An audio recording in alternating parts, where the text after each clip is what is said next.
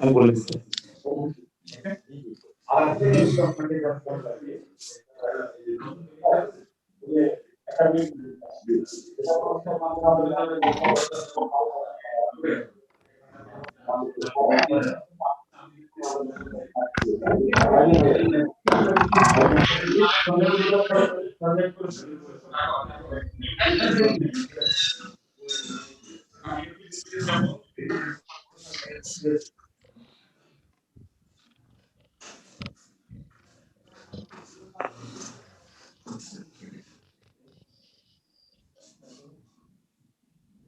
Class শুরু হয়ে গেছে স্যার? আপনি বললে আমি শুরু করে দিই স্যার। হ্যাঁ স্যার, আপনি তাহলে একটু শুরু করে দিবেন। আমাদের অন্যান্য স্যাররা আছেন নাকি স্যার? আচ্ছা স্যার, আমাদের ডিপার্টমেন্টের বিভিন্ন স্যার আছে। Dear students, dear K77 and respected teachers of phase 1, our principal, Professor Dr. Mohammad Titimia sir is with us, and he just want to introduce with you. He's a very nice, very good person. Principal teacher sir will now say something. And before that, roll number 1, you can please say something about our principal sir. Roll on. আসসালামু আলাইকুম sir. ওয়ালাইকুম সালাম। Sir আমি তার Ragib, role 1। Sir thank প্রথমে you. Sir আমাদের সোপাজিত পুরো ব্যাচের পক্ষ থেকে স্যার আপনাকে অনেক অভিনন্দন ও শুভেচ্ছা জানাই স্যার, আমাদের প্রিন্সিপাল হিসেবে স্যার আমাদের ঢাকা মেডিকেল কলেজে যোগদান করার জন্য স্যার। আমরা স্যার হয়তো এই কোভিড পিরিয়ডের জন্য স্যার আপনার সাথে সামনাসামনি দেখা করতে পারছি না। এটা আসলে আমাদের জন্য একটা মানে খারাপ একটা ব্যাপার। আমরা স্যার আপনার এই সূচনা লগ্নে স্যার আপনার যোগদানের সূচনা আপনার সাথে আমরা দেখা করতে পারছি না। ইনশাআল্লাহ স্যার সবকিছু ঠিক হয়ে গেলে আমরা আপনার সান্নিধ্যে অনেক ভালোভাবে এই মেডিকেল সায়েন্সটাকে রপ্ত করতে পারবো। স্যার আপনার এই যাত্রা ঢাকা মেডিকেল কলেজের সাথে খুব ভালো। আমরা আশা করি স্যার ঢাকা মেডিকেল কলেজ তার সোনালী অতীত এবং ভবিষ্যৎ দুটোই অর্জন করতে পারবে আপনার নেতৃত্বে। এবং স্যার আপনার জন্য অনেক শুভেচ্ছা ও শুভকামনা রইলো স্যার। আর আমাদের জন্য স্যার অনেক দোয়া করবেন sir. Thank you very much. শেষ করছি স্যার। এবার roll number 2, roll number 2. Assalamu alaikum sir. Again, welcome to our college. Ragib যেটা বললো, আমরা আসলে মানে দুঃখজনকভাবে আপনার সাথে সামনাসামনি দেখা করতে পারছি না। তবে আশা করছি যে কোভিড পরিস্থিতি দ্রুত স্বাভাবিক হলে আমরা কলেজে সবার সাথে দেখা করতে পারবেন। আপনি আমাদের সাথে, আমরা আপনার সাথে। প্লিজ আমাদের জন্য দোয়া করবেন। আসসালামু আলাইকুম। জি, ওয়ালাইকুম সালাম। আপনি কিছু বলুন স্যার। শ্রদ্ধেয় হাফিজ স্যার, প্লাস অন্যান্য সদস্য শিক্ষক মন্ডলী, আর আমার প্রাণপ্রিয় K77 এর স্টুডেন্টরা যারা আজকে ক্লাস অ্যাটেন্ড করেছো।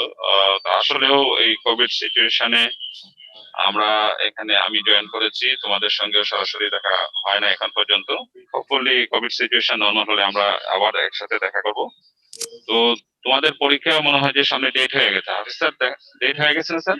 না, এটাই বেস্ট না, এটা 76 হয়েছে স্যার। আচ্ছা, সো তোমরা এই চত্বরে যখন চলে আসবা এই ঢাকা মেডিকেল কলেজের ঐতিহ্যকে বহাল রাখার জন্য এবং আগামী দিনগুলোতে আরো যেন এটার মান মর্যাদা আমরা মানে এটা রক্ষা করতে পারি, কিংবা আরো উন্নত আরো উপরের পর্যায়ে নিয়ে যেতে পারি, সেই জন্য আমরা সবাই একসাথে কাজ করব। সর্বোপরি আমাদের দায়িত্ব হলো সবার, তোমাদের এবং আমাদের সবার এখানে একাডেমিক অ্যাটমসফিয়ার মেনটেন করা।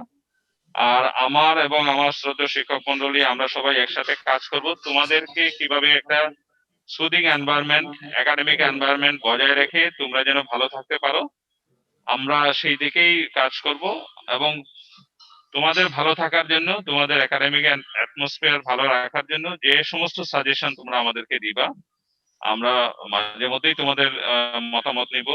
এবং প্রিন্সিপালের প্রিন্সিপাল হিসেবে আমি সবসময় অ্যাভেলেবল তোমাদের যে কোনো ধরনের সমস্যা শোনার জন্য এবং তোমাদের সাথে ভালো কাজ করার জন্য। সারা দেশ তথা সারা দুনিয়া তোমাদের দিকে চেয়ে আছে। তোমরা শুধু বাংলাদেশের ডাক্তার হবে না, এই দুনিয়ার মানে সর্বশ্রেষ্ঠ ডাক্তার হিসাবে প্রতিষ্ঠিত হবে, এই আশাবাদ আমার। সবচেয়ে বড় কথা, ডাক্তার এবং মানে চিকিৎসক হওয়ার হচ্ছে বেশি আমি মনে করি যে আগে আমরা সবাই একজন ভালো মানুষ হব। আহ ভালো মানুষ হলেই বাকিটুকু এমনিতেই হওয়া যাবে, খুব সমস্যা না। তোমাদের যে দায়িত্ব, প্রফেশনাল দায়িত্ব, পাশাপাশি মানবিক দায়িত্ব, এই দায়িত্বকে সামনে রেখে আমরা কিভাবে আমাদের টার্গেট অ্যাচিভ করব সেই জন্য আমরা কাজ করব। তোমাদের সবারই সুস্বাস্থ্য কামনা করি। এবং তোমরা তোমাদের স্যাররা তো সবসময় আছেনই তোমাদের সঙ্গে, আমিও আছি। আমাদের এই কলেজের প্রশাসন থেকে শুরু করে সব শিক্ষক মন্ডলীরাই তোমাদের জন্য কাজ করব আমরা ইনশাল্লাহ। তোমাদের হোস্টেল প্লাস কলেজ চত্বরে যে কোনো ধরনের তোমাদের মানে থাকা খাওয়া থেকে শুরু করে লেখাপড়ার পরিবেশ, লাইব্রেরি যদি কোনো লিমিটেশন থাকে, তোমাদের এখানে রিডিং রুমের কোনো লিমিটেশন থাকে, যখন যে কোনো ধরনের প্রবলেম আমাদেরকে টেক্সট করতে পারো, সরাসরি কথা বলতে পারো। I am always ready. So এই আশাবাদ ব্যক্ত করি এবং তোমাদের আবারও সুস্বাস্থ্য কামনা করে আমি বিদায় নিচ্ছি। ধন্যবাদ সবাইকে। Assalamu alaikum. Assalamualaikum, sir. Dr. Mandela Faizan এবং dear students of KP 77. Our principals have just spoken to you. Please follow his advice and be careful about studies and health. Now our scheduled class will be started by our assistant professor, Dr. Nafiza. Dr. Nafiza. Dr. Nafiza, please. Assalamu alaikum, sir.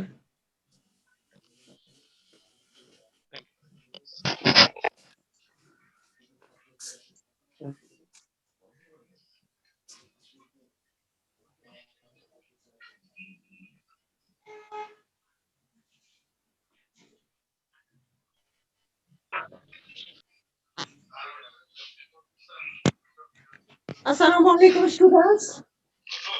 ওয়ালাইকুম আসসালাম ma'am. ওয়ালাইকুম আসসালাম ma'am. ভালো আছিস সবাই? জি ma'am. আলহামদুলিল্লাহ। আপনি কেমন আছেন? আলহামদুলিল্লাহ। আমি তোমাদের খুবই মিস করছি। আমি জেনেটিক্স এর সময় তোমাদের ক্লাস নিতে পারি নাই। I am very sorry. আজকে যে ক্লাসটা করব সেটা হচ্ছে ফাংশন টেস্ট, পার্ট 6 এর রেনাল ফাংশন টেস্ট। মোরাল আমরা প্রায় নিয়ার অ্যাবাউট এন্ডিং, প্রফিট শিডিউলও দিয়ে তোমাদের বড় ভাইয়াদের পরেই। So be aware. আরেকটা কথা হলো, আজকের পড়াটা হচ্ছে এরকম যে যখন আমরা চাই যে তোমরা ভালো করো, পাশ করো, তখন আমরা এই থেকে পড়া ধরা শুরু করি এবং এর প্রত্যেকটা লাইন থেকে আমরা ভাইবার এক একটা কোশ্চেন করি। সো অ্যাজ ইউজুয়াল তুমি দেখো, এখানে দেখবা যে এখানে আমার প্রেজেন্টেশনে খুব নাই, কথাগুলি একটু শুনতে হবে। হ্যাঁ, আচ্ছা আসো আমরা অল্প একটু পড়ি, পড়লেই শেষ হয়ে যাবে ইনশাল্লাহ। দেখো, আমরা রেনাল ফাংশন টেস্ট করব। রেনাল ফাংশন টেস্টের ব্যাপারটা কি হচ্ছে, কিডনি এখন যে স্টেটমেন্ট গুলি এগুলি তোমরা সবাই জানো, জাস্ট একটু মনে করাই দেওয়ার জন্য। কিডনি হচ্ছে একটা রেট্রোপেরিটোনিয়াল অর্গান এবং এটা পেয়ার্ড অর্গান, মানে হচ্ছে দুইটা কিডনি থাকে এবং প্রত্যেকটা কিডনিতে 1 মিলিয়ন অফ নেফ্রনস থাকে। each kidney comprising about 1 million of nephrons, এবং ইন্টারেস্টিং হচ্ছে each act as independent functional unit। প্রত্যেকটা নেফ্রন আলাদা আলাদা ফাংশনাল ইউনিট হিসেবে কাজ করে। একটা গ্লোমেরুলার পার্ট আছে, একটা টিউবুলার পার্ট আছে। নেফ্রন কিডনিটা হচ্ছে বডির one of the highest rich blood supplied organ. এটা approximately 5% of cardiac output receive করে। কেন করে এত বিশাল ব্লাড সাপ্লাই কেন তাকে রিসিভ করতে হচ্ছে? এত বিশাল ব্লাড সাপ্লাই রিসিভ করে কারণ কিডনির মাল্টিপল অফ ফিজিওলজিক্যাল ফাংশন আছে। এর মধ্যে এদেরকে মানে আমি যদি কিডনির ফাংশন হিসেবে লিখি তাহলে অনেক ফাংশন লিখতে হবে, কিন্তু আমরা যদি ক্যাটাগরাইজ করি তাহলে কিডনির ফাংশন গুলিকে আমরা ব্রডলি ক্যাটাগরাইজ করতে পারি হচ্ছে excretion of waste product, homeostatic regulation of extracellular volume and composition, আর আরেকটা হচ্ছে এন্ডোক্রাইন ফাংশন। এই যে এক্সক্রিয়েটরি এন্ড হেমোস্ট্যাটিক ফাংশনস, এটা অ্যাচিভ হয় থ্রু ফিল্ট্রেশনের মাধ্যমে, এবং এই ফিল্ট্রেশনটা হয় অ্যাট গ্লোমেরুলাস দিয়ে। আরেকভাবে অ্যাচিভ হয় এই ফাংশনটা, সেটা হচ্ছে টিউবুলার রিঅ্যাবজর্পশন করে। তো ইন টোটাল হচ্ছে কিডনির গ্লোমারুলার ফিল্ট্রেশন এন্ড টিউবুলার রিঅ্যাবজর্পশন হচ্ছে আমাদের বডির টোটাল এক্সক্রিয়েটরি এন্ড হেমোস্ট্যাটিক ফাংশনটা করছে, এবং all these renal functions may be affected by renal disease. যে কোনো renal disease এই glomerular function এবং tubular reabsorption, glomerular filtration এবং tubular reabsorption affected হতে পারে। এই যখনই কোনো ডিজিজ renal disease হয় এবং renal function impaired হয়, এরা তোমার লোকাল এবং সিস্টেমিক দুই রকম কনসিকোয়েন্স তৈরি করে, এবং varieties of many of diseases affect renal function. এর মধ্যে কিছু in some diseases severe renal মানে several functions are affected. renal kidney যেই ব্রড ক্যাটাগরিতে আমরা যে ফাংশন গুলি বললাম এর মধ্যে অনেকগুলি affected হয়, আবার কোনো সময় there are selective impairment of glomerular function and one or more tubular function. এখন আমরা আজকে যেটা জানবো সেটা হচ্ছে আমরা যেহেতু বায়োকেমিস্ট্রি পড়ছি উইল কেমিক্যাল টেস্ট গুলি যেগুলি হচ্ছে গ্লোমারুলার এবং টিউবুলার ফাংশন কে ইনভেস্টিগেট করে, আমরা সেই জিনিসগুলি পড়বো। In general chemical test are mainly of value of detecting the presence of renal disease by its effect of renal function and assessing its progress. ব্যাপারটা হচ্ছে এই কেমিক্যাল টেস্ট গুলিতে আমরা প্রেজেন্সটা বুঝবো, রেনাল ডিজিজের প্রেজেন্স বুঝবো, এর কজ আন্ডারলাইং কজ কিন্তু diagnosis করে আরো ডিফারেন্ট ম্যানারে। এখন আমরা এই রেনাল ফাংশন টেস্ট বেসিক্যালি কেন করব? যদি তোমার কোশ্চেন হয় যে আমরা রেনাল ফাংশন টেস্ট কেন করছি, রেনাল ফাংশন টেস্ট আমরা মেইনলি করছি হচ্ছে রেনাল ডিজিজ ডায়াগনোসিসের জন্য। এছাড়াও আমরা যেটা করি আমরা হচ্ছে assessment of severity and prognosis of disease. Renal disease রোগটা কতটা সিভিয়ার হচ্ছে, আমার রেনাল সমস্যাটা মানে আমি যখন ইনভেস্টিগেট করব আমি শুধু রেনাল ডিজিজের প্রেজেন্সই বুঝবো না, ডায়াগনোসিসই করব না, এটা কতটুকু খারাপ হয়েছে এবং এটা ট্রিটমেন্টের পর রেনাল ডিজিজটা কতটুকু ভালো হয়েছে সেটাও আমরা রেনাল ফাংশন টেস্ট করে বুঝতে পারি। এছাড়া আমরা যেটা জানতে পারি সেটা হচ্ছে differential diagnosis of oedema and proteinuria, আর electrolyte abnormalities and acid base ডিসঅর্ডারও আমরা রেনাল ফাংশন টেস্টের মধ্যে জানতে পারি।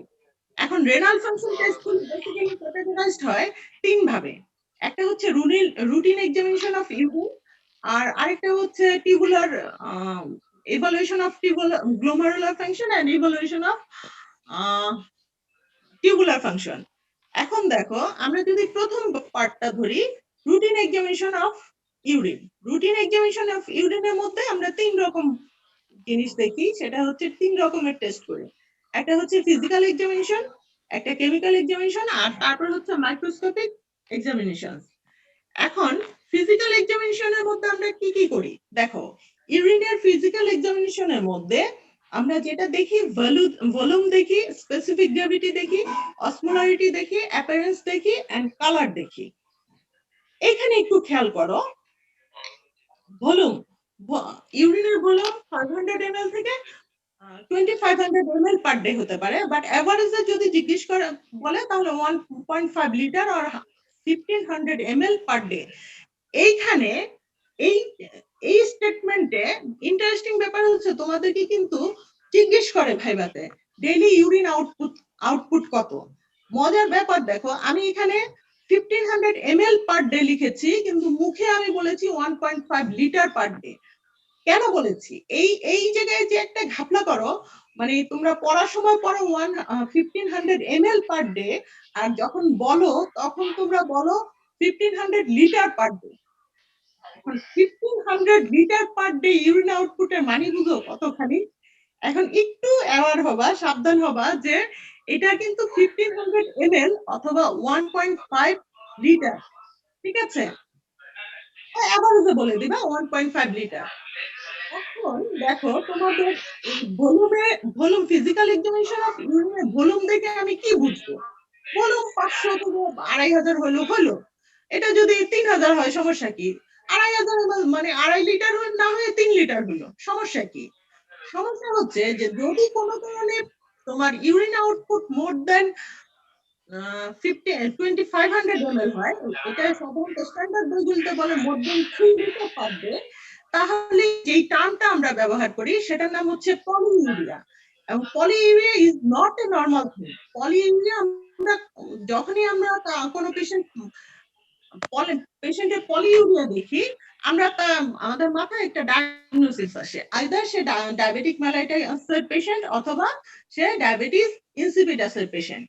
আবার যদি urine output as well as কমেও যায়, এটা যদি 500 ml পার ডে হয়ে যায়, less than 500 ml per day, তাহলে তোমরা যে টার্মটা, আমরা ডাক্তাররা যে টার্মটা ইউজ করি সেটার নাম হচ্ছে অলিগিউরিয়া। এখন এটা কখন পাই? যখন তোমার ইউরিন আউটপুট কমে যায়, অ্যাজ এ ডক্টর তোমার মাথায় আসতে হবে যে তার কি কি সমস্যা হয়েছে। প্রথম যে কথাটা হবে যে সে ডিহাইড্রেশনে আছে, সে যথেষ্ট পানি খায়নি। তার পেশেন্টকে জিজ্ঞেস করতে হবে পানি খাইছেন কিনা। এছাড়াও আরো যে ডিজিজ গুলি তোমাদের মাথায় আসবে সেটা হচ্ছে রেনাল ফেলিওরও হতে পারে, কার্ডিয়াক ফেলিওরও হতে পারে। কোনো কারণে ইউরিন আউটপুট কমে যাওয়ার মানে কিন্তু এই ডিজিজ গুলি তোমার মাথায় সাথে সাথে ক্লিক করবে যে সে আইদার তার ডিহাইড্রেশন আছে, অথবা তার রেনাল ফেলিওর আছে, অথবা তার কার্ডিয়াক ফেলিওর আছে। দেখো কারো কোনো তোমাদের কারো পেশেন্টের যদি অপারেশন হয়ে থাকে, দেখো ইউরিন ব্যাগ দিয়ে দেয়, ক্যাথেটারের সাথে ইউরিন ব্যাগ দিয়ে দেয়। ইউরিন ব্যাগ শুধু ইউরিন জমা করার জন্য দেয় না, ওখানে তারা অপারেশনের পরে আসলে মেজার করে, দেখে যে ইউরিন ব্যাগে সিস্টাররা যখন সিস্টাররা তো না, আয়ারা যখন তোমার ইউরিন ব্যাগ খালি করে, এমটি করে, ওরা কিন্তু টেকনিক্যালি একটু এক নজর দেখে রাখে এবং ওটা খাতায় নোট করে রাখে যে তার পেশেন্টের পোস্ট অপারেটিভ পিরিয়ডে পেশেন্টের ইউরিন আউটপুট কত। সেই জন্য ইউরিনের ভলিউমটা ভেরি ইম্পর্টেন্ট। এরপরে আমাদের যেটা আছে স্পেসিফিক গ্র্যাভিটি। স্পেসিফিক গ্র্যাভিটি হচ্ছে নরমালি ইউরিনের স্পেসিফিক গ্র্যাভিটি 1010 টু 1040। বাট যখন ডায়াবেটিস মেলাইটাস থাকে বা কার্ডিয়াক ফেলিওর থাকে বা ডিহাইড্রেশন থাকে বা তোমার syndrome of inappropriate ads secretion থাকে, তখন কিন্তু স্পেসিফিক গ্র্যাভিটি অনেক বেড়ে যায়। এখানে অনেক এলিমেন্ট তখন যোগ হয়। ডায়াবেটিস মেলাইটাসে দেখো ব্লাডে প্রচুর পরিমাণ সুগার পাওয়া যায়, হ্যাঁ। ডিহাইড্রেশনে অল এলিমেন্টস গুলি বেশি পাওয়া যায়, কারণ হচ্ছে যে পানি কমে গেছে, পানি কম খাইছে, আউটপুট কম, এরকম ব্যাপার। আরেকটা হচ্ছে তোমার স্পেসিফিক গ্র্যাভিটি যদি কমে যায়, তখন আমরা ধরে নেই যে large volume of water excretion হচ্ছে। Large volume of water excretion হচ্ছে মানে টিউবওয়েল গুলো ওয়াটার রিঅ্যাবজর্পশন করতে পারছে না, অথবা তুমি খুব বেশি পরিমাণ পানি খাচ্ছ। এই জিনিসটা স্পেসিফিক গ্র্যাভিটি কমে যায় যখন ডায়াবেটিস ইনসিপিটাস হয়, অথবা প্রাইমারি পলিডিপসিয়া থাকে, অথবা অ্যাকিউট রেনাল ফেলিওর থাকে। তারপরে আরেকটা ব্যাপার হচ্ছে osmolarity. Osmolarity, normal average osmolarity হচ্ছে 600 থেকে 900 মিলি অসমোল পার লিটার। এখন দেখো অসমোলারিটি যদি কোনো কারণে কমে যায়, তাহলে তোমাকে ধরে নিতে হবে যে পেশেন্টের অ্যাকিউট রেনাল ফেলিওর আছে, অথবা nephrogenic diabetes insipidus or distal nephron dysfunction আছে। এখন একটা জিনিস দেখো, both specific gravity and osmolarity দুটাই কিন্তু কমে যাচ্ছে তোমার অ্যাকিউট রেনাল ফেলিওরে, ডায়াবেটিস ইনসিপিডাসে আর ডিস্টাল নেফ্রনের ডিসফাংশনের জন্য। তারপরের টার্মটা হচ্ছে অ্যাপিয়ারেন্স। অ্যাপিয়ারেন্সে দেখো, অ্যাপিয়ারেন্স হচ্ছে তোমার ক্লিয়ার টু স্লাইটলি হ্যাজি, অ্যাপিয়ারেন্সটা না ক্লিয়ার টু স্লাইটলি হ্যাজি হয়। এই অ্যাপিয়ারেন্সটা চেঞ্জ তুমি বুঝতে পারবা যদি ইউটিআই হয়। ইউটিআই মানে ইউরিনারি ট্র্যাক্ট ইনফেকশন। ইউটিআই এই ইউরিনে যখন টেস্ট টিউব, আমরা পেশেন্টকে যখন ল্যাবে পেশেন্ট ইউরিন নিয়ে আসে, আমরা ওই টেস্ট টিউব দেখলেই বুঝি যে টার্বিড, একদম ঘোলা, তার মানে তার ইউটিআই আছে। প্রচুর পাস সেল, ইউরিনে প্রচুর পাস সেল মানে হচ্ছে ইউটিআই আছে। এছাড়াও এটা ক্লাউডি হতে পারে। ক্লাউডি হয় তখন ইন্ডিকেট করে যে প্রচুর ইউরিনে প্রচুর পরিমাণ আরবিসি, ডব্লিউবিসি আর এপিথেলিয়াল সেল আছে। যখন ইউরিনে প্রচুর পরিমাণ আরবিসি, ডব্লিউবিসি বা ব্লাড সেলগুলি আছে, তখন বুঝতে হবে যে গ্লোমারুলার মেমব্রেনের ইন্টিগ্রিটিতে কোথাও না কোথাও ডিসরাপশন হয়েছে, প্রচুর পরিমাণ ব্লাড বাইরে চলে যাচ্ছে, ব্লাড সেলগুলি বাইরে যাচ্ছে। এরপরেরটা দেখো কালার। সিম্পল একটা জিনিস কালার। এই কালার দেখেও তুমি অনেক জিনিস বুঝতে পারো।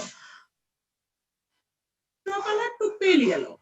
এখন ওই জন্ডিস নামের শব্দটার সাথে তোমরা সবাই পরিচিত। যখন জন্ডিস হয় তখন এই মানে স্ট্র কালারটা ইয়েলো হয়ে যায়, ডিপ ইয়েলো হয়ে যায়। এবং ইয়েলোর মধ্যে অনেকগুলো ক্যাটাগরাইজ হয়, জন্ডিসের ক্যাটাগরাইজের সাথে সাথে ইয়েলোর ক্যাটাগরাইজ হয়। এরপরে হচ্ছে যদি পিঙ্ক টু রেড হয়, তাহলে তুমি ধরে নিবা কি হচ্ছে যে প্রচুর ব্লাড সেল আছে, হেমাচুরিয়া হচ্ছে। যদি স্মোকি হয় তাহলে তোমার ধরে নিতে হবে যে প্রচুর আরবিসি এখানে আছে। এরপরে দেখো ফিজিক্যাল টেস্টের মধ্যে এই পর্যন্ত ফিজিক্যাল টেস্টের প্রত্যেকটা লাইন বললাম আমি তোমাকে। আমি টিচারদেরকে এরকমও দেখেছি, প্রফের ভাইবাতে আমি সিনিয়র স্যারদের দেখেছি জিজ্ঞেস করছেন যে what are the physical examination of urine. হ্যাঁ, শুধু ফিজিক্যাল এক্সামিনেশন গুলি জিজ্ঞেস করছে।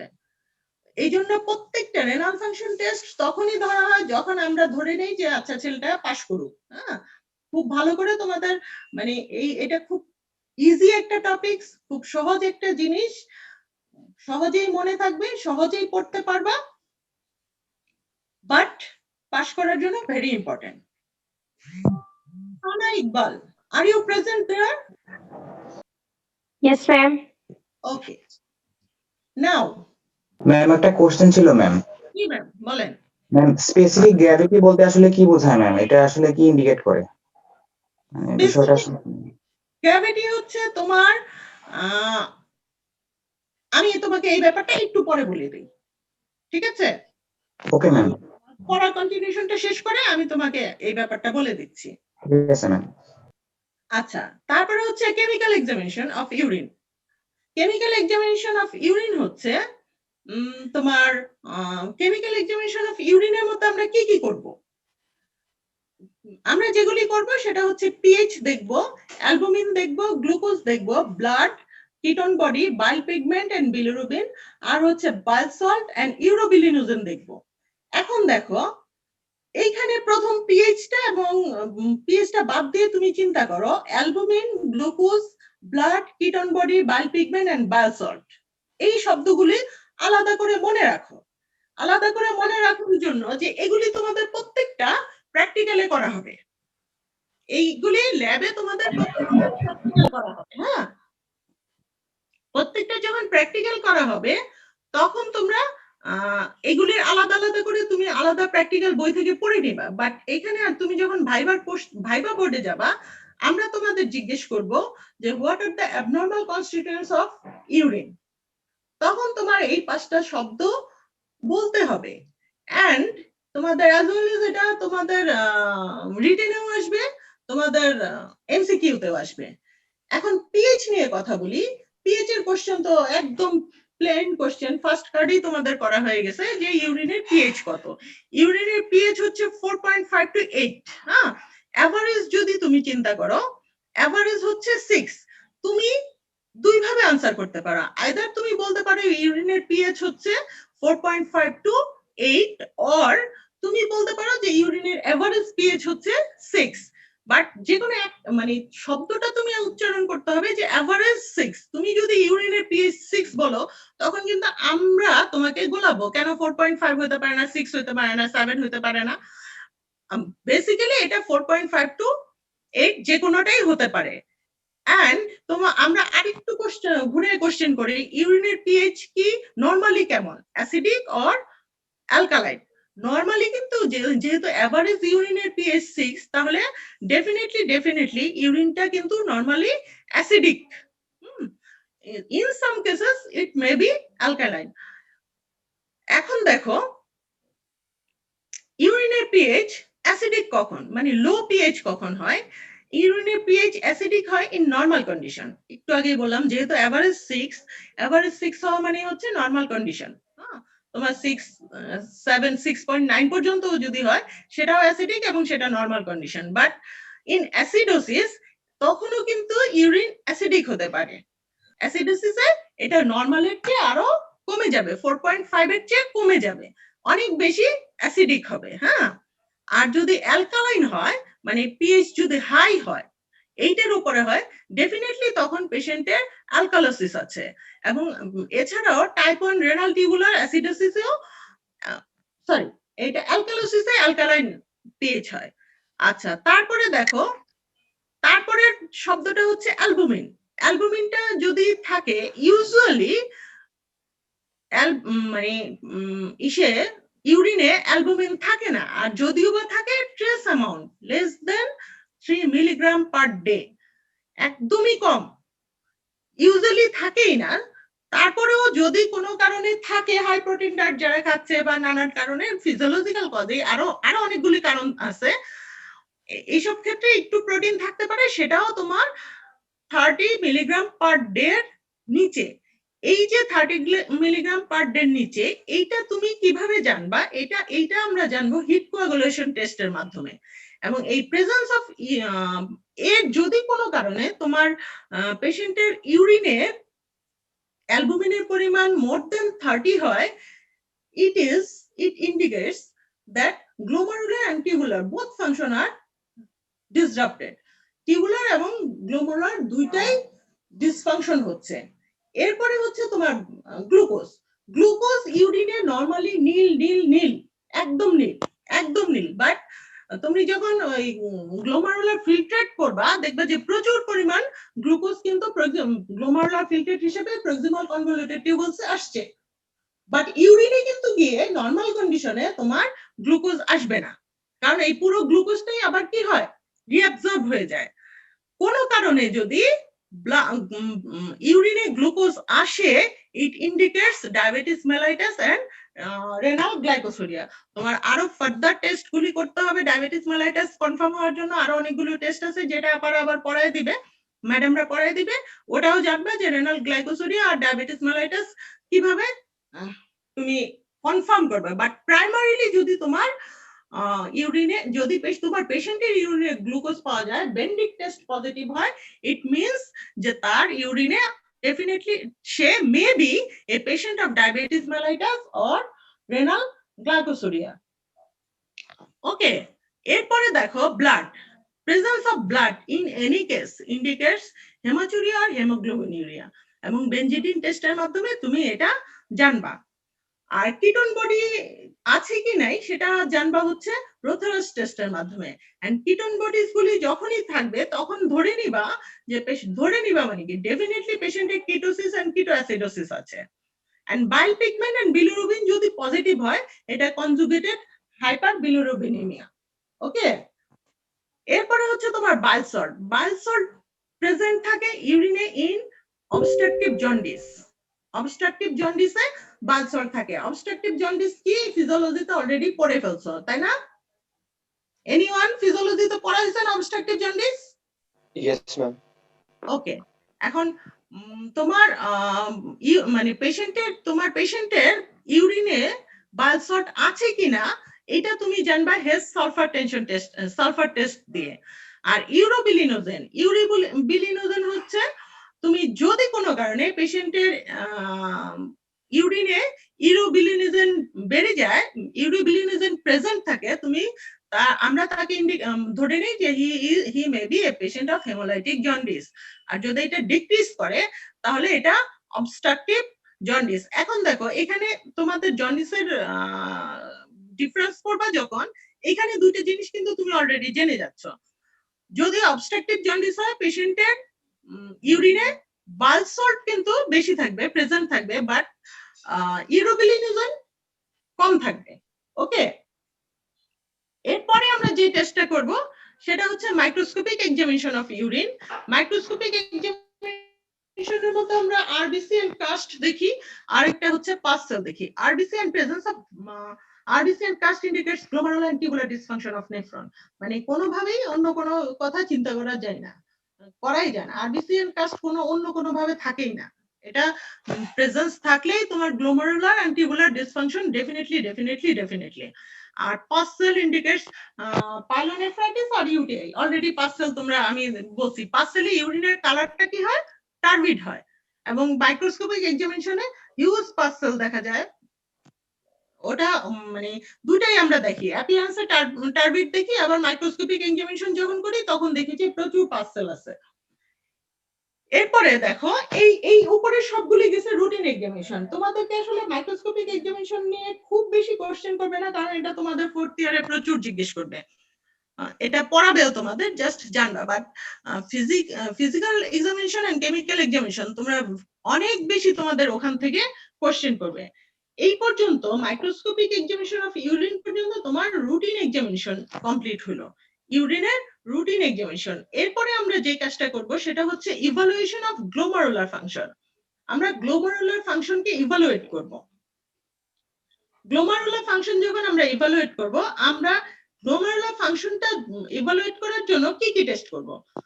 গ্লোমারুলাসের প্রথম কাজ হচ্ছে ফিল্ট্রেট করা। তাহলে আমাকে মানে গ্লোমারুলার ফাংশন ঠিক আছে কিনা সেটা জানতে হলে আমার কাজ জানতে হবে যে সে ঠিক মতো কাজ করছে কিনা, সে ফিল্ট্রেশনটা তার ঠিক মতো হচ্ছে কিনা। ফিল্ট্রেশন তার ঠিক মতো হলে বুঝতে হবে যে হ্যাঁ কাজ করছে। আর কোনো কারণে যদি ফিল্ট্রেশন ঠিক মতো না হয় তাহলে হচ্ছে যে সে অসুস্থ, তার চিকিৎসা দরকার।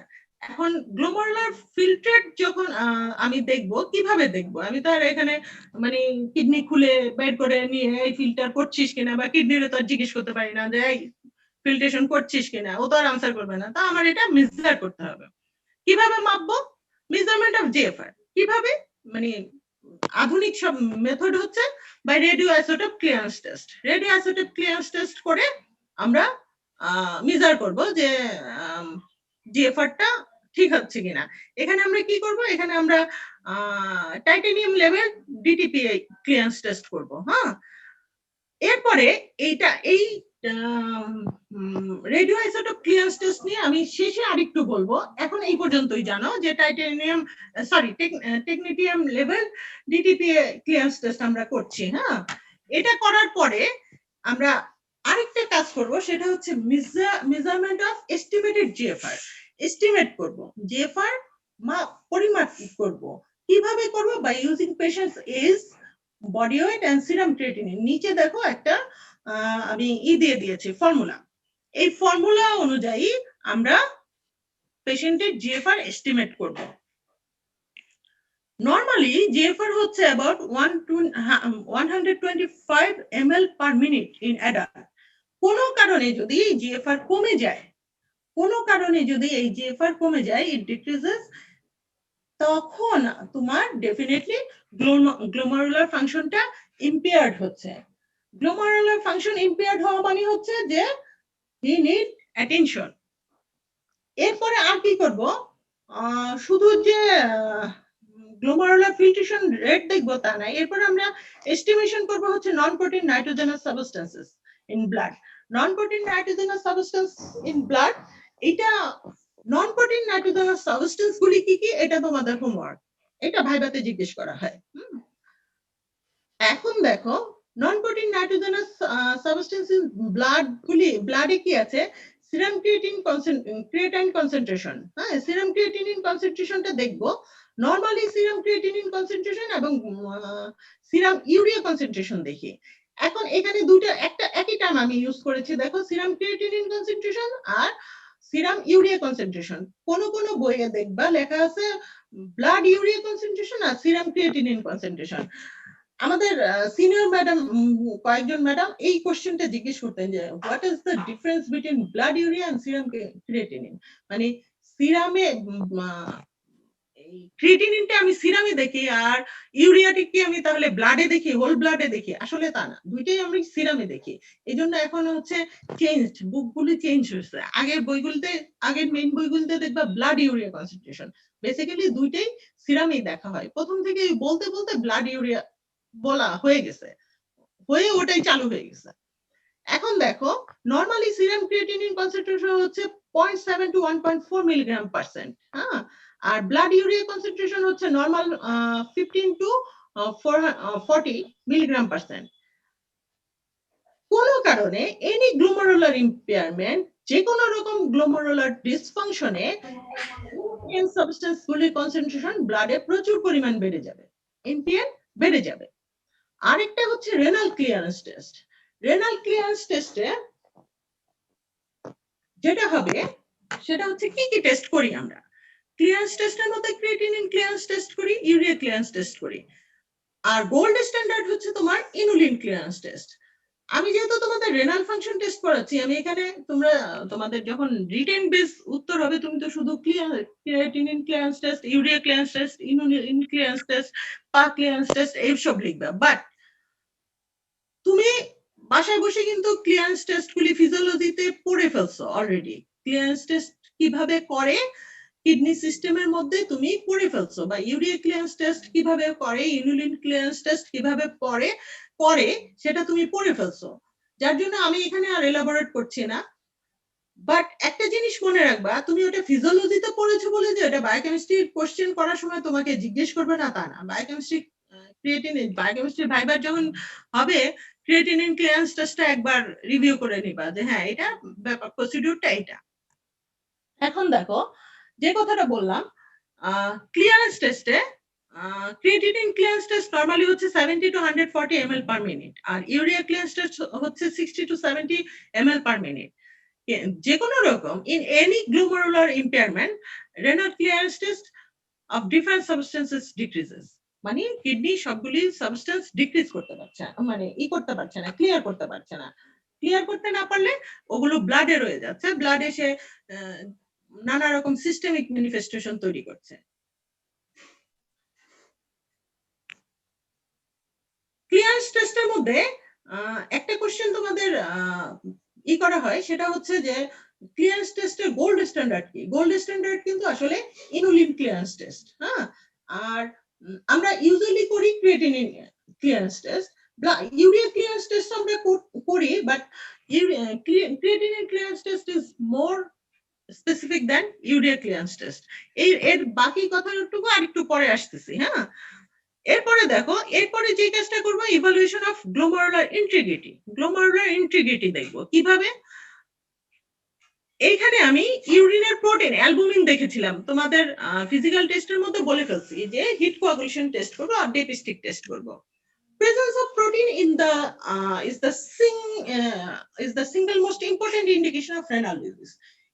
কোনো কারণে ইউরিনে কোনোভাবে প্রোটিন প্রেজেন্ট থাকে, হিট কোয়াগুলেশন টেস্ট বা ডেপিস্টিক টেস্ট পজিটিভ হয়, এটা তোমাকে ডেফিনেটলি বলে দিবে যে তোমার পেশেন্ট যে কোনো রকম রেনাল ডিজিজে ভুগছে। আরেকটা হচ্ছে গিয়ে তোমার microscopic examination of urine for RBC and microscopic examination আমি রুটিন টেস্টের মধ্যে করেছি। রুটিন টেস্টে আমি যখন এই জিনিসটা করি, সেটা কিন্তু আমার গ্লোমারুলার ইন্টিগ্রিটি ইভালুয়েট করছে। কিভাবে? নরমালি গ্লোমারুলার মেমব্রেন হচ্ছে, গ্লোমারুলার মেমব্রেনটা এমন ভাবে ডিজাইন যে সে তার ফিল্ট্রেশনে সে অ্যালবুমিন ফিল্ট্রেশনকে প্রিভেন্ট করে। But in case of loss of glomerular integrity, অ্যালবুমিনের যে নিচু কম ওয়েটের যেই ফিল্ট্রেট গুলি, সেগুলি সাধারণত ফিল্ট্রেটের মধ্যে আসে। বাট যখনই যে বললাম, যখনই তার ইন্টিগ্রিটিতে সমস্যা হয়, তখনই তার পোর্ট গুলো বড় হয়ে যায় বা তার চার্জ চার্জের নেগেটিভিটিতে কোনো চেঞ্জ হয়, তখন তার ইউরিনে অ্যালবুমিন বা আরবিসি বা কাস্ট অ্যাপিয়ার করে। যখনই ইউরিনে তোমার অ্যালবুমিন, আরবিসি এবং কাস্ট অ্যাপিয়ার করছে, ডেফিনেটলি মেমব্রেনের কোথাও সমস্যা হচ্ছে। মেমব্রেন যাদেরকে বের করার কথা না, প্রিজনার যেগুলি ভিতরে আছে সেগুলিকে যদি বা দরজা খুলে বাইরে বের করে দেয়, তা বুঝতে হবে যে ডোরকিপারের মধ্যে কোথাও সমস্যা আছে। ঠিক আছে ম্যাম? ম্যাম, ম্যাম এই প্রবলেমটা কি মিনিমাল চেঞ্জ নেফ্রোপ্যাথির ক্ষেত্রে হতে পারে ম্যাম? যেটা বলছিলেন এই যে অ্যালবুমিন ফিল্ট্রেশন করতে পারবে না, অ্যালবুমিন ফিল্ট্রেশন হয়ে যাবে। বাবা, nephropathy it's a condition. Nephropathy যখন হবে তখন ডেফিনেটলি সে প্যাথোজেনিক। নেফ্রোপ্যাথি যখনই থাকবে তখনই সে প্যাথোজেনিক। তোমার ওই যে less than 30 milligram per DL protein যখন অ্যাপিয়ার করে, তারও কিন্তু কতগুলি ফিজিক্যাল কজ আছে, হ্যাঁ, ফিজিওলজিক্যাল কজ আছে। ওইটুকু প্রোটিন তোমার নর্মাল কন্ডিশনে হবে। এরপরে তুমি যখন প্যাথি শব্দটা ইউজ করবা, ডেফিনেটলি প্যাথোজেনিক। ঠিক আছে? Yes ma'am. এরপরে দেখো, এরপরে আমরা আমাদের গ্লোমারুলার ফাংশন কিন্তু আমরা মোটামুটি দেখে ফেললাম। আরেকটু যদি তুমি দেখতে চাও, গ্লোমারুলার ফাংশন টেস্টের মধ্যে আমি আমার মেইনলি যেটা দেখবো সেটা হচ্ছে জিএফআর মেজার করব, নন প্রোটিন নাইট্রোজেনাস সাবস্টেন্স দেখবো, ক্লিয়ারেন্স টেস্ট দেখবো এবং এস্টিমেটেড জিএফআর দেখবো। আরেকটা হচ্ছে গ্লোমারুলার মেমব্রেনের ইন্টিগ্রিটি দেখবো। সেটা আমি রুটিন টেস্টের মাধ্যমে রুটিন টেস্টে যেই টেস্টগুলি পেয়েছি তা দিয়ে আমি ইভালুয়েট করব। ইন্টিগ্রিটিটা ইভালুয়েট করার জন্য হিট কোয়াগুলেশন টেস্ট আর এদিকে হচ্ছে আরবিসি এন্ড কাস্ট, হ্যাঁ। এই টেস্টগুলি দিয়ে আমি ইন্টিগ্রিটি সম্পর্কে আইডিয়া দিব। এরপরে আমি যেটা করব সেটা হচ্ছে টিউবুলার ফাংশন টেস্ট করব।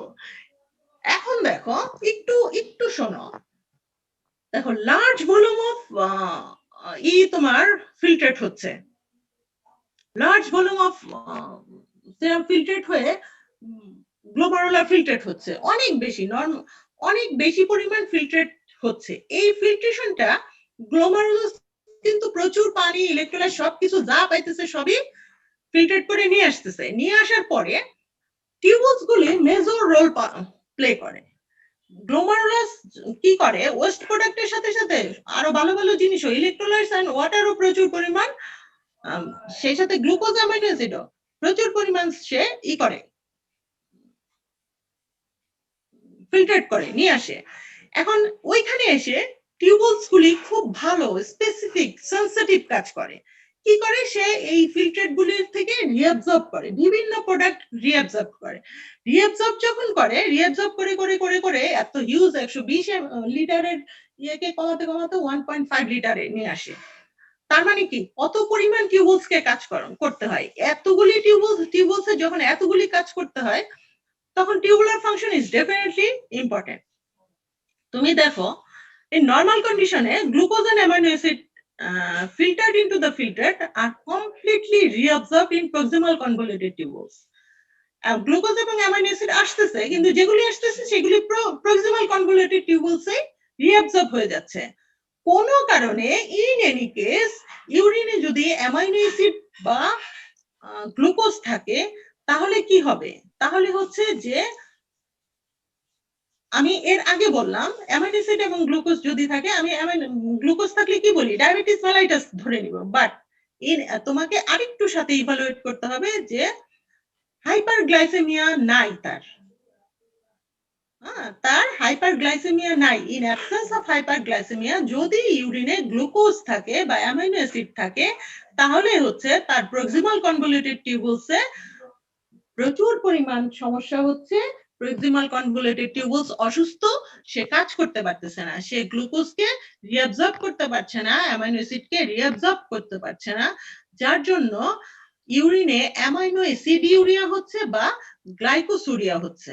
ঠিক আছে, এটা হচ্ছে প্রক্সিমাল কনভলিউটেড টিউবুলস এর জন্য।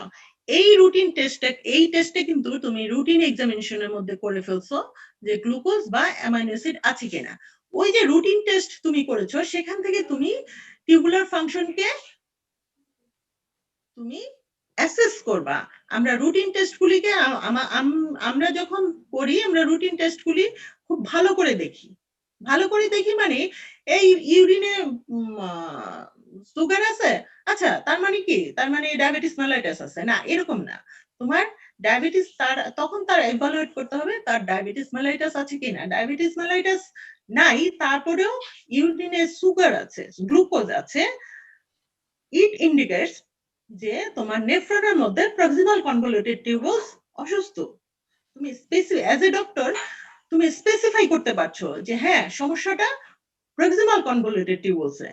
ইন্টারনেট দেখে অনেক কিছু শিখে ফেলবা, বাট এই যে তুমি ডাক্তার হয়ে স্পেসিফিক করলা যে হ্যাঁ তার ডায়াবেটিস মেলাইটাস নাই, বাট তার ইউরিনে সুগার আছে, সুগার মিন গ্লুকোজ আছে, তাহলে তার প্রক্সিমাল কনভলিউটেড টিউবুলসে সমস্যা আছে। এটা তোমার স্পেসিফিসিটি, এটা তোমার ওষুধ ফার্মাসিস্টরাও দেয়।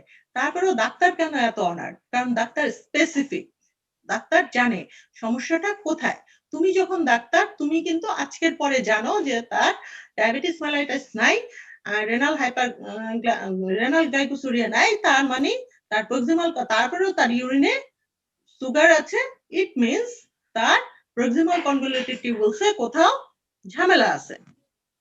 এরপরে দেখো, এরপরে আমরা যাব distal convoluted tubules. Distal convoluted tubules and collecting duct. হ্যাঁ, এই দুইটার কাজ তোমাদের মনে আছে মনে হয়, কিডনিতে তোমরা যখন পড়েছো, এরা প্রচুর পরিমাণ ওয়াটার রিঅ্যাবজর্ব করে, মনে আছে না? জি ম্যাম। জি ম্যাম। Roll number 155 155। আসসালামু আলাইকুম ম্যাম। ঘুমাচ্ছ বাবা? না ম্যাম। গলা থেকে ঘুম ঝরে ঝরে পড়তেছে। না ম্যাম। আজকে কি অনেক বেশি কুয়াশা? ম্যাম খুলনায় ঠান্ডা কমে গেছে, খুলনায় ঠান্ডা নাই। আচ্ছা ঠিক আছে। তারপরেও তোমার গলা থেকে ঘুম ঝরে পড়ছে কেন? তুমি কি আসলে 155 না অন্য কেউ প্রক্সি দিচ্ছ? ম্যাম আমি আচ্ছা ঠিক আছে। Test for digital convoluted tubules and collecting duct. একটু আগে যেটা বললাম যে এই ডিজিটাল কনভলিউটেড টিউবলস এবং কালেক্টিং ডাক্ট প্রচুর পরিমাণ ওয়াটার রিঅ্যাবজর্ব করে। কি এখন যখন আমি এই ডিজিটাল কনভলিউটেড টিউবলস এবং কালেক্টিং ডাক্টের কোনো সমস্যা করতে যাব, বুঝতে যাব, আমি কি দেখবো? আমি ডেফিনেটলি প্রথম কথাই হচ্ছে আমি ভলিউম দেখবো। আর ওই রুটিন টেস্টের সবগুলি টেস্ট এখানে দেখবো। ভলিউম এভারেজ হচ্ছে 1.5 লিটার পার ডে। কোনো কারণে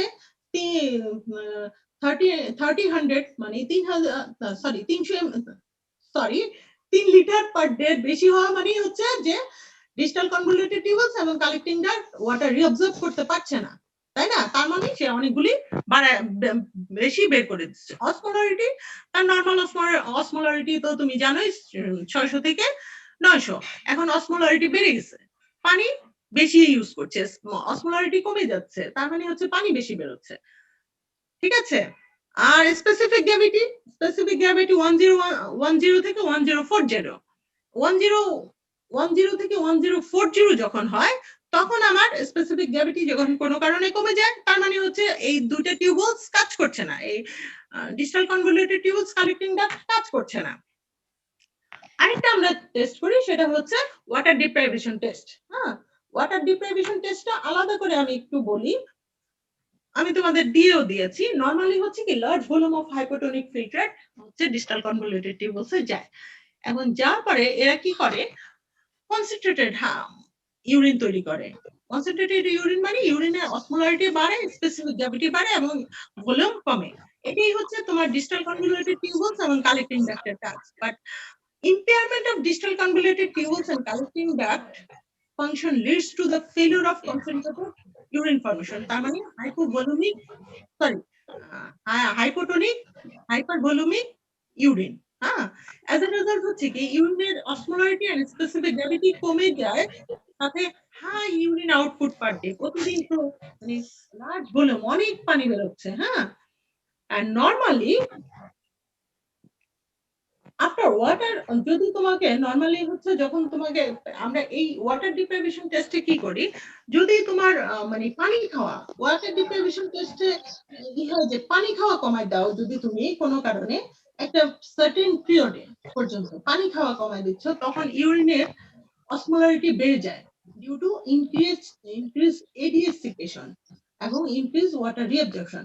নরমালি রোজার দিনে, রোজার সময় যখন ফাস্টিং থাকো, হিন্দু মুসলিম সবাই যখন ফাস্টিং থাকো, মানে এনি রিলিজিয়ন ফাস্টিং এ, সারাদিন ফাস্টিং এ দেখবা বিকেল বেলা তোমার ইউরিন আউটপুট, ইউরিন একদম হাই কালার এবং অল্প একটু ইউরিন। তার মানে কি ওখানে পানি কম, ওখানে আদার এলিমেন্ট বেশি, ওখানে ওদের অসমোলারিটি বেশি এবং স্পেসিফিক গ্র্যাভিটি বেশি, সেই সাথে ভলিউম কম। কিন্তু কোনো কারণে যদি তোমার ডিজিটাল কনভলিউটেড টিউবলস এবং কালেক্টিং ডাক্ট ফাংশন ডিসরাপ্ট হয়, ফাংশন যদি ইম্পেয়ার্ড হয়, তাহলে ইউরিনের osmolarity to increase in spite of water deprivation. মানে কি যদিও তুমি পানি খাওয়া কমায় দিছো, বাট অসমোলারিটি বাড়ছে না, হাইপোটোনিকই থাকছে।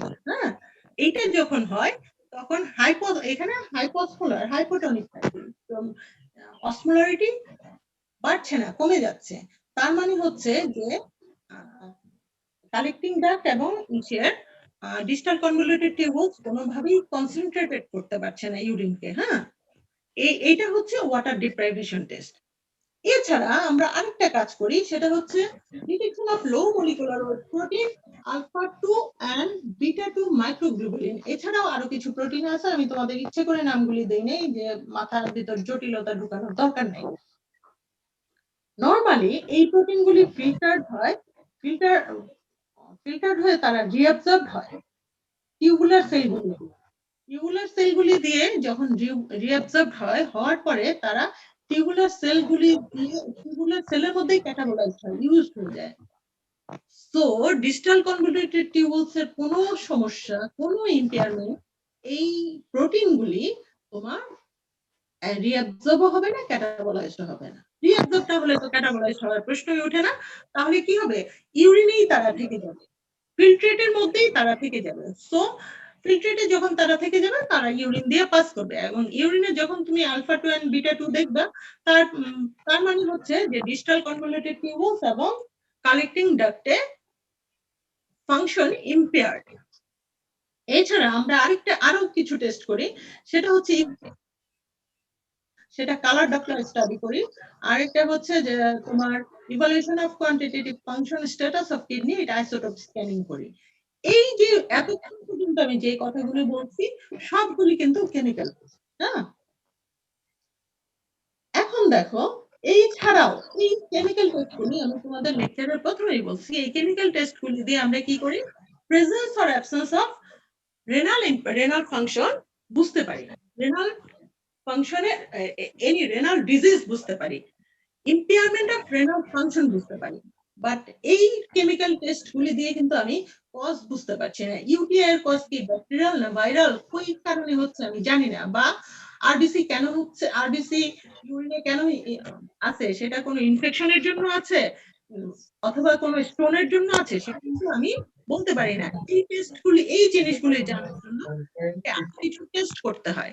সেগুলি কি? আমি পেশেন্টের এক্স-রে করতে পারি, পেশেন্টের আলট্রাসোনোগ্রাফি করতে পারি, কালার ডপলার করতে পারি, মোস্ট স্পেসিফিক আইভিইউ করতে পারি। যখনই রেনাল মানে কোথাও ইম্পেয়ারমেন্ট থাকে, রেনাল কোনো স্টোন সাসপেক্ট করি, আইভিইউ ইজ মোস্ট ইম্পর্টেন্ট টেস্ট, এটা কনফার্ম হওয়ার জন্য। এরপরে আরো করতে পারি, এছাড়াও আমরা রেনাল বায়োপসিও করতে পারি। এগুলি দিয়ে আমরা এই যে টেস্টগুলো আছে, এই বাকি যে টেস্টগুলি বললাম, এই টেস্টগুলি দিয়ে আমরা আসলে কজ অফ ডিজিজ জানবো, বাট প্রেজেন্স অফ ডিজিজ জানবো আমি কেমিক্যাল টেস্ট দিয়ে। এই যে এতক্ষণ ধরে যে টেস্টগুলি করলাম, এই টেস্টগুলি করার পরেও কিছু লিমিটেশন থেকে যায়। এটা আমি তোমাদের পড়ার মধ্যে, আয়ত্তের মধ্যে বই থেকে নিয়েছি। দেখো, blood urea is a poor guide to renal function since it is very non-specific. নানান কারণে ব্লাড ইউরিয়া বাড়তে পারে, ব্লাড ইউরিয়া মানে সিরাম ইউরিয়া, নানান কারণে বাড়তে পারে। শুধু যে রেনাল ইম্পেয়ারমেন্টে, গ্লোমেরুলার ইম্পেয়ারমেন্টের জন্য হচ্ছে তা না, এটা নানান কারণে বাড়তে পারে। Apart from renal failure, blood urea also increase in high protein intake. তুমি আজকে একদম ভালো করে খাচ্ছ, তখন তোমার ভালো করে প্রোটিন খেলা, বিয়ে বাড়িতে গিয়ে একদম এক গাদা গাদা মাংস খেয়ে আসলা, তোমার ব্লাড ইউরিয়া পরদিন করলে অনেকখানি বেড়ে যাবে। হ্যাঁ, জিআইটি হেমারেজ, ট্রমা বা সিভিয়ার ইনফেকশনেও ব্লাড ইউরিয়া বাড়ে। এছাড়াও তোমার serum creatinine concentration is more reliable than blood urea as it is produced from muscle at a constant level.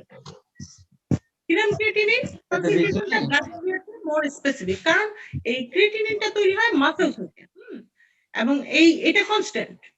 With constant muscle mass, যে কোনো মাসল মাস যদি constant থাকে, change in serum creatinine reflects the change in renal function. But এই যে এই serum creatinine, it is very insensitive marker to renal function, because যখন তুমি দেখবা যে যতক্ষণে তুমি আর তোমার সিরাম ক্রিয়েটিনিন লেভেল বেড়ে যাচ্ছে, এইটা মানে হচ্ছে already 50% of renal function has been lost, মানে 50 কিডনি অলরেডি অর্ধেক নষ্ট হয়ে গেছে। তারপরে তোমার এক্সকিউজ মি, তারপরে তুমি টের পাবা তোমার মানে ইউরিনে সিরাম ব্লাডে সিরাম ক্রিয়েটিনিন বাড়া শুরু করবে। এরপরে প্রথম আমি একটা টেস্টের কথা বলছিলাম যে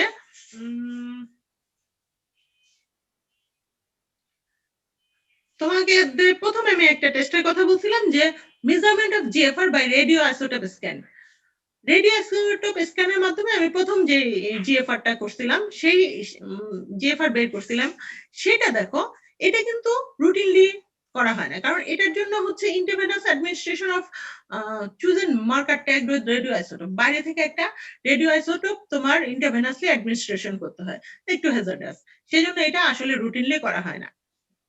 এরপরে হচ্ছে creatinine clearance test. Creatinine clearance টেস্টে ক্লিয়ারেন্স টেস্টের মধ্যে আমরা বললাম না যে আমরা করি ক্রিয়েটিনিন ক্লিয়ারেন্স টেস্ট, এটা আবার অনেক সময় জিএফআর কে মানে ওভার এস্টিমেটেড হয় GFR A.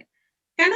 since creatine after filtration, although not reabsorbed but partly secreted by tubules, and secreted creatinine constitutes a large portion of urinary creatinine excretion, particularly in advanced renal failure. তুমি তোমার গ্লোমারুলাস constant একটা লেভেলের serum creatinine বের করলো, creatinine filtrate করে দিল, creatinine filtrate করার পর ক্রিয়েটিনের পজিটিভ থিঙ্ক হচ্ছে যেহেতু আমরা ক্রিয়েটিনিন ক্লিয়ারেন্স আমরা এই জন্য করি যে এটা রিঅ্যাবজর্ব হয় না, বাট এটা রিঅ্যাবজর্ব না হলে কি হবে, টিউবুলস গুলি নিজে নিজে কিছু ক্রিয়েটিনিন, টিউবুলার সেলগুলি কিছু ক্রিয়েটিনিন সিক্রেট করে, কারণ সেটাও তো তোমার আসলে ইউরিনেই পাওয়া যায় এবং সেটা ওই এস্টিমেশনের মধ্যে এটাও চলে আসে, তো এটা একটা ফ্যালাসি তৈরি করে। আর আরেকটা হচ্ছে creatinine clearance also fails to be the valid measure of GFR because of the potential inaccuracy in 24-hour urine collection.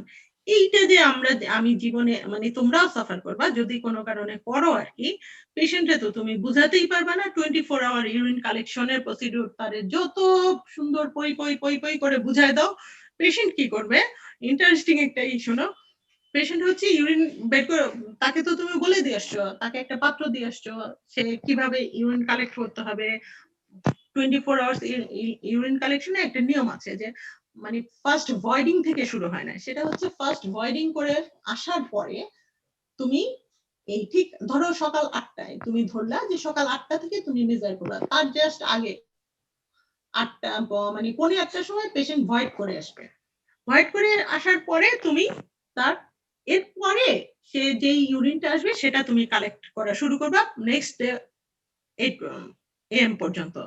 এর মধ্যে পেশেন্ট যা করবে, এর মধ্যে টিস্যু পেপার, ময়লা আবর্জনা যা কিছু আছে সব ফেলবে, এগুলি তারে যতই বুঝাও সে ফেলতে মানে করে না, বাইরে যেতে হয় না। আরেকটা জিনিস হয়, মানে এটা আমার নিজের এক্সপেরিয়েন্সেস, যে দেখলাম যে পেশেন্টের পা লেগে ও যে পাত্রে, আমাদের দেশে তার অত করে দেয় না, একটা প্লাস্টিকের পাত্রে বয়ামের মধ্যে ইউরিন কালেক্ট করে, এখন কোনো কারণে ধাক্কা লেগে পেশেন্টের বা অ্যাটেন্ডেন্টের বা ওই যে আয়াদের যারাই হোক যে কোনো কারণে অ্যাক্সিডেন্টালি ইউরিনটা পড়ে গেছে, পাত্রটা একটু পড়ে গেছে, কিছু ইউরিন পড়ে গেছে, পেশেন্ট খুব সুন্দর করে এখানে ওই পরিমাণ পানি ঢেলে রেখে দেয়, তো এর ফলাফল কি, এতে তুমি ঠিক মেজারমেন্টটা অ্যাকুরেট ভ্যালুটা জানা খুব টাফ হয়ে যায়, বুঝছো? এখন তোমাদের আসা হলো আমাদের একটা ছেলে কোশ্চেন করলে স্পেসিফিক গ্র্যাভিটি কি, স্পেসিফিক গ্র্যাভিটি আমি তোমাকে দেরি করাইছিলাম এই জন্য যে এই মুহূর্তে আমার স্পেসিফিক গ্র্যাভিটির কি মানে ডেফিনেশনটা মনে নেই, বাট আমার so far I know specific gravity হচ্ছে তোমার অস্ট্রোলাইটিকে তুমি তোমার দিয়ে ভাগ করবা,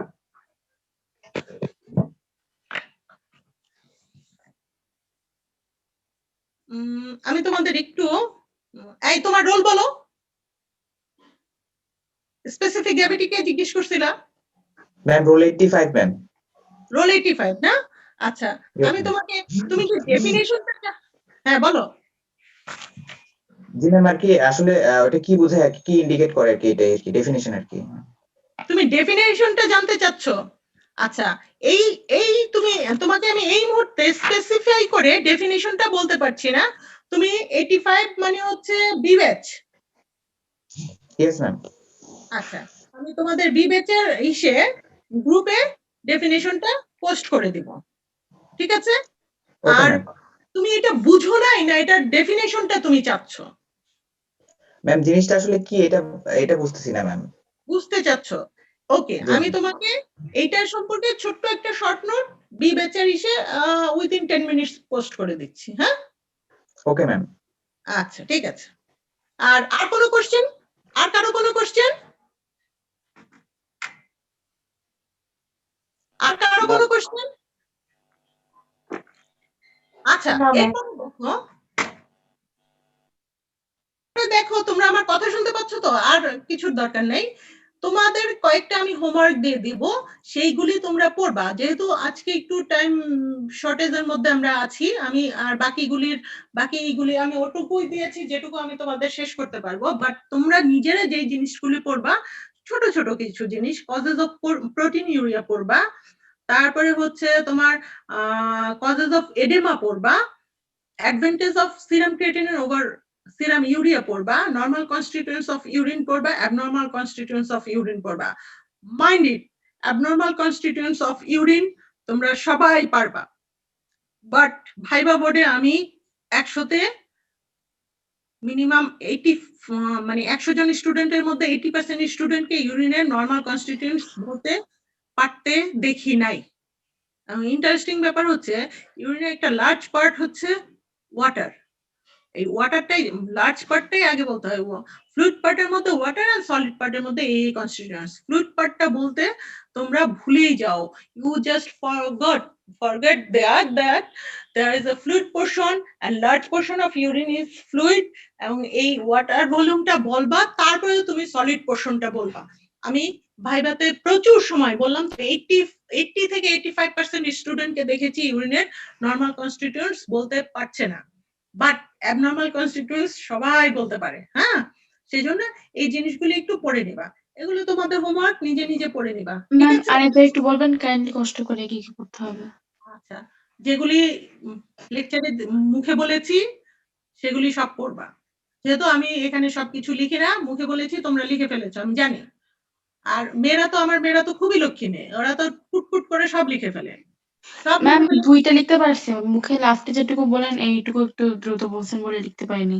না, আমি লেকচারের প্রথম থেকে বলেছি, মানে লেকচারের প্রথম থেকে তুমি সব লিখেছো আমি জানি, I believe.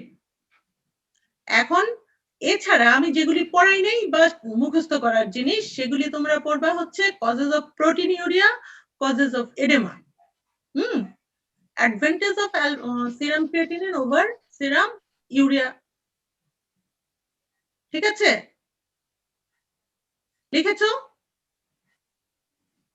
Advantages of measurement of serum creatinine over serum urea, আর তোমাদের বইয়ে আছে, তোমরা যেসব বই পড়ো সব বই আছে, এবং খুব সুন্দর করে মানে আনসার আকারে লেখা আছে। Normal constituents of urine and abnormal constituents of urine. Abnormal constituents of urine গুলো আমি বলে দিয়েছি, তোমরা নর্মাল কনস্টিটিউয়েন্টস অফ ইউরিন নিজেরা পড়বা। ইউরিনের নর্মাল কনস্টিটিউয়েন্টস বলে যে এটা পড়বা না তা না, ওটা ভাইভাতে জিজ্ঞেস করে, এমসিকিউ তেও আসবে, অসুবিধা নেই। তোমাদের তো এমসিকিউ হচ্ছে না, রিটেনেও আসবে, এমসিকিউ তো তোমাদের প্রফের এমসিকিউ তে আসবে, ঠিক আছে? আর কিছু? আর কেউ? সামিহা নূর, সামিহা নূর প্রেজেন্ট ম্যাম, দিয়ে কোথায়? আর কথা বলে না। ওকে, তোমাদের আর কারো কিছু জানার না থাকলে আমরা সেশন এখানেই শেষ করছি। হ্যাঁ, ওকে ম্যাম, আসসালামু আলাইকুম। ওয়ালাইকুম আসসালাম। আসসালামু আলাইকুম। আসসালামু আলাইকুম। আসসালামু আলাইকুম। আসসালামু আলাইকুম। আসসালামু আলাইকুম।